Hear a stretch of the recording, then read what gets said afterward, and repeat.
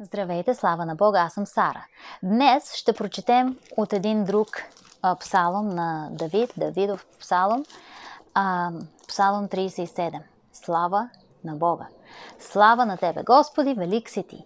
Слава на нашия Господ и Бог Исус Христос, Божият Син. Амин. Псалом 37. Не се раздразняй поради злотворците. Нито завиждай на онези, които вършат беззаконие, защото като трева скоро ще се окосят и като зелена трева ще повяхнат. Не се страхувай. Уповавай се на Господа и върши добро, живей на земята и се храни с истината. Весели се тъй също в Господа и Той ще ти даде попросеното от сърцето ти. Повери на Господа пътя си.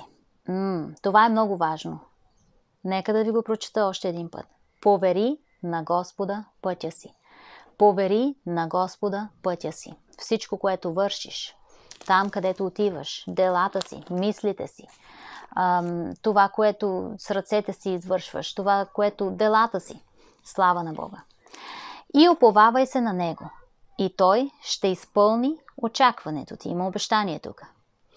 И ще направи да изгрее правдата ти като светлината и справедливостта ти като слънцето попладне. Халелуя. Амен. Облегни се на Господа и чакай на Него. Облегни се на Господа и чакай Него. Не се раздразни поради този човек, който успява в пътя си, като дава ход на злите кроежи. Престани с негодованието и остави гнева. Не се раздразняй, понеже това води само към злотворство. Защото злотворците ще се изтребят, а онези, които чакат Господа, те ще наследят земята. А онези, които чакат Господа, те ще наследят земята. Слава на Бога! Те ще наследят земята. Слава на Бога! Защото още малко и нечестивият не ще го има вече. Да, прилежно ще изследваш мястото му и не ще се намери. Но кротките ще наследят земята и ще се наслаждават на изобилен мир. Слава на Бога! Халелуя! Амен! Нечестивият прави заговор против праведния и скърца на него с зъби. Господ ще му се присмее, амен, понеже вижда, че иде денят му. Да, така е. Нечестивите изтръгнаха меч и опънаха лъка си, за да повалят сиромаха и немощния, за да пробудат онези, които живеят праведно. Мечът им ще се забие в тяхното сърце и лъковете им ще се струшат. Така е. Малкият имот на праведния е по-желан от богатството на мнозина нечестиви. Защото мишците на нечестивите ще се струшат, а Господ подкрепя праведните. Слава на Бога! Господ знае дните на непорочните и тяхното наследство ще бъде до века. И тяхното наследство ще бъде до века. Те няма да се посрамят в лоши времена, в дни на глад ще бъдат сити. А нечестивите ще загинат и враговете Господни като агнешката стена ще се стопят, в дим ще изчезнат. Нечестивият взема назаем и не отплаща, а праведният постъпва благо и дава.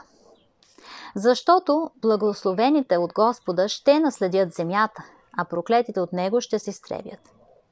Стъпките на човека се оправят от Господа и Неговото благоволение е в пътя му. Ако падне, не ще се повали, защото Господ държи ръката му.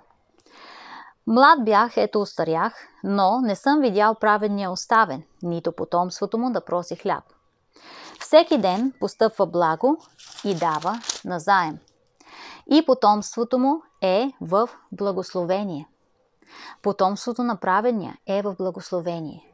Този, който е отдал живота си, дал живота си на Господ Исус Христос, приел го е за свой Господ и Спасител. Това е праведният. И казва, но също така има и дела. Вярата има дела, както Библията ни казва. И казва, не съм видял праведния оставен, нито потомството му да проси хляб, казва. Всеки ден, нито потомството му да проси хляб. Амен. Нито потомството му да проси хляб. Всеки ден постъпва благо и дава назаем. И потомството му е в благословение. И потомството му е в благословение. Амен. Амен и амен. Отклонявай се от зло и върши добро. И ще имаш вечно жилище. Отклонявай се от зло и върши добро. И ще имаш вечно жилище.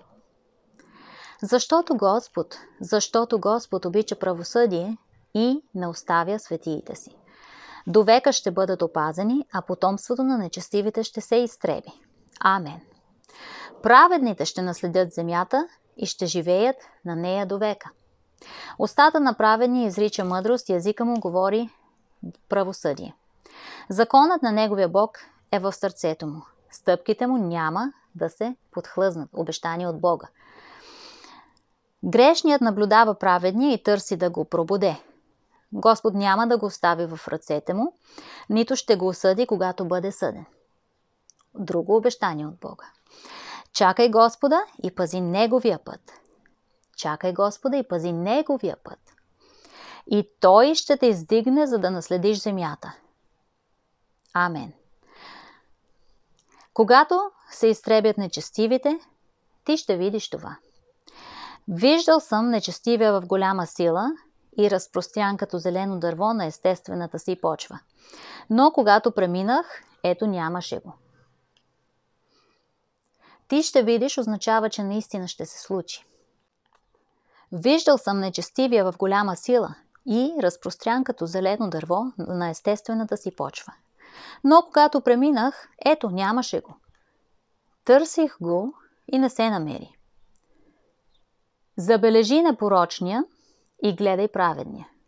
Защото миролюбивият човек ще има потомство, а престъпниците всички заедно ще се изтребят, останалите от нечестивите ще се отсекат. Амен. Но избавлението на праведните е от Господа. От Господа. Той им е крепост във време на беда. И Господ ще им помогне. Крепост е място, където влизаш и от всички страни си запазен, осигурен, спасен, спокоен, в сигурност.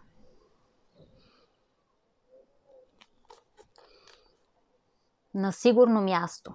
Запазен си. И Господ ще им помогне и ще ги избави.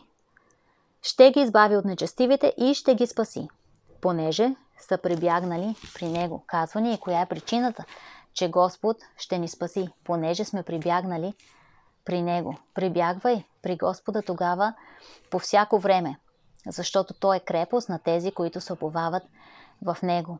Слава на Бога! Вярвам, че този чудесен псалом ви благослови днес да видите, че Бог е добър и Неговите чудесни обещания за живота ви, които Той иска да изпълни в твоя живот. Когато го следваш, когато му се уповяваш, когато го обичаш, когато обичаш Бога и когато живееш във вяра и упование и послушание на Него и на Неговото свято Слово. Ами това е. Бог да ви благослови и прибягвайте при Господа. Той е вашата крепост. Слава на Бога, Бог е добър и Бог да ви благослови. Благодарим Ти, Исусе Господи. Амен.